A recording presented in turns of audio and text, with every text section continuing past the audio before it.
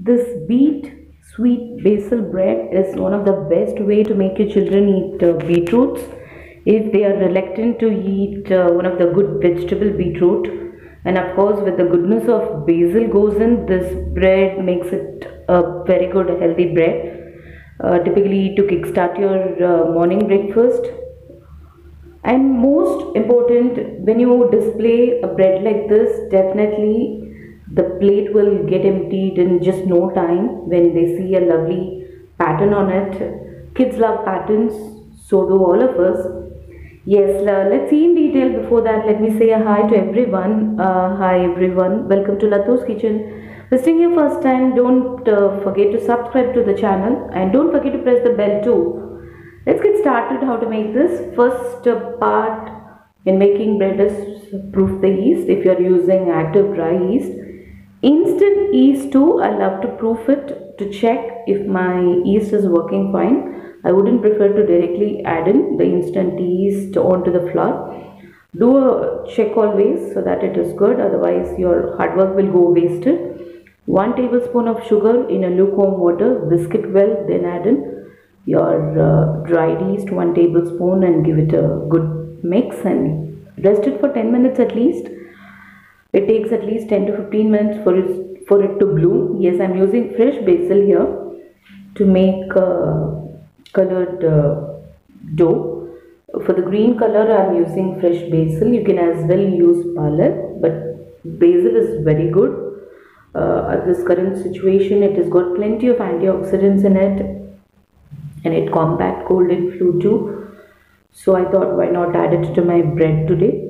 Now you can see the yeast is proofed. I have made a puree of basil and kept it aside, as well some beetroot, made it puree and kept it aside. Now save the dry flour. I'm using 1.5 cup of whole wheat and 1.5 cup of all-purpose flour. Just a salt, 1 tablespoon or little more than that, because we are using 2.5 cups of flour. So little more than 1 teaspoon of salt, not too much though. Add in your proofed yeast little by little and bind the dough together first. Give it a good binding. Once it is binded well, if need be, you can add some water to bind this dough together. I have used total 1 cup of water for 2.5 cup of flour. Now I am taking a whiter plate. You can transfer that to a clean work surface. I prefer to use a wider plate no matter how clean my surface is. I'm not pretty sure, so I always use a wider plate like this and knead the dough. Once it is kneaded well, I divide the dough into 3 portions and take 1 portion and add in the basil puree, and it might be little sticky. Adjust with some little more flour, not too much though, but knead till you get a bouncy soft texture like this. Yes, kneading takes 10 to 18 minutes depending on your quality of the flour. Sometimes the kneading time also goes, but knead till you get in a consistency where when you stretch it, it will not fall apart. When you stretch it, it will not tear.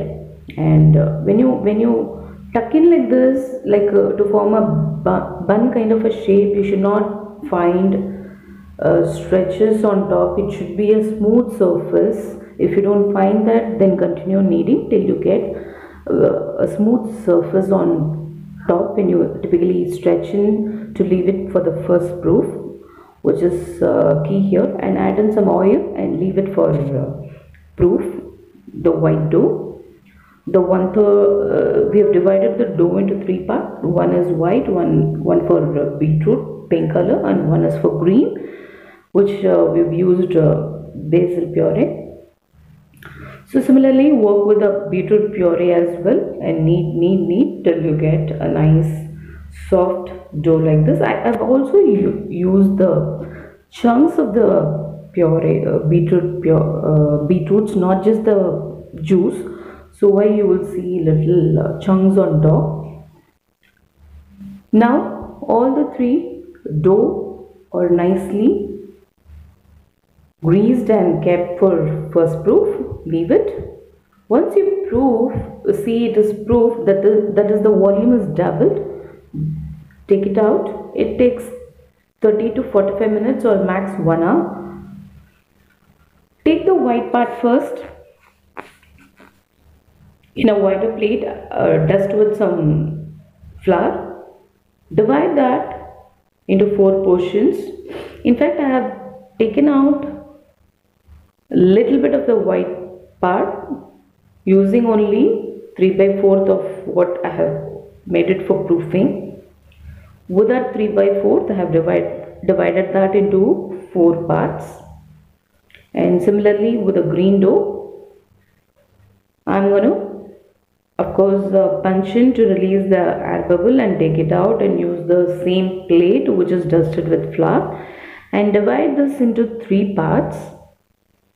And similarly with the beetroot dough, pink dough, I'm taking it out by punching it to release the air bubbles, and knead it for a few seconds and shape it, cut it into 3 portions, similarly like the basil one.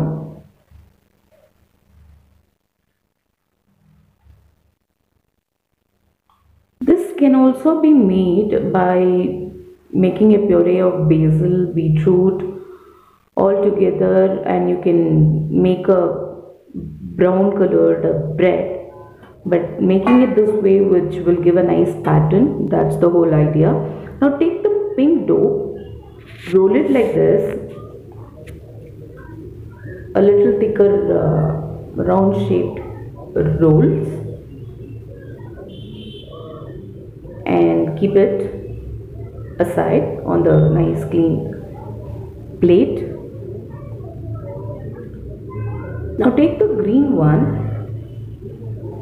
similarly roll the way we have done for beet dough, but make it little flat, the green one, and keep the pink on top. Gently cover it with the green and keep it aside. Now here I am going to show you what exactly I have done. So now I am taking the green one, flatten it the way it's been shown here, lift gently, not too much, but just to keep the pink in the middle and to cover it. Gently turn it and try to seal the edges down as well on the sides, and keep it ready. Similarly work with the other pink and green and make this one ready.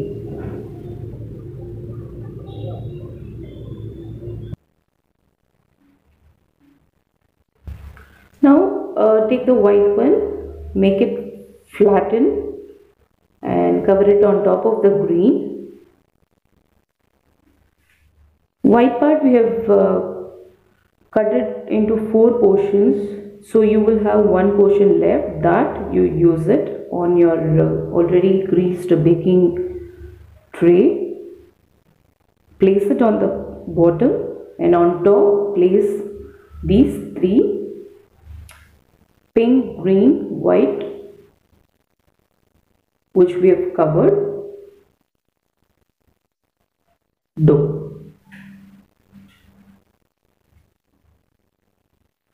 Seal the down and side edges so that you will not get air bubbles.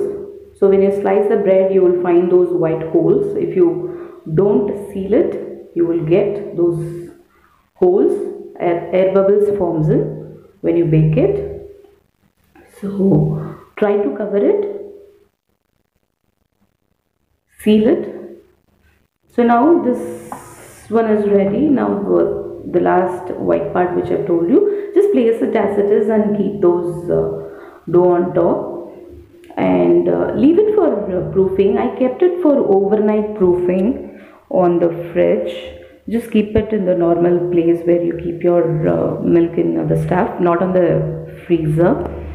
Overproofing always give a good flavor and taste to your bread. The slower the rise, the better the taste, they say. It's proofed very well. Preheat the oven now at this stage for 10 minutes at 200 degree. Milk brush, which is very important to get a nice gold top, and bake it for 40 minutes. My oven takes 40 minutes again. It depends on the oven, so keep checking after 30 minutes whether it is done or it might burn out. Bake it at 40 minutes, and after that you can see this lovely, beautiful, nice pattern, and more important, healthy breads are ready. Definitely anyone who's reluctant to eat beetroots and most important basil leaves, this is the best way to make the meat, and to apply some butter and jam on top or any sort of fillings like a sandwich. Good to go. Hope you're gonna try. Thank you so much for tuning into Latu's Kitchen.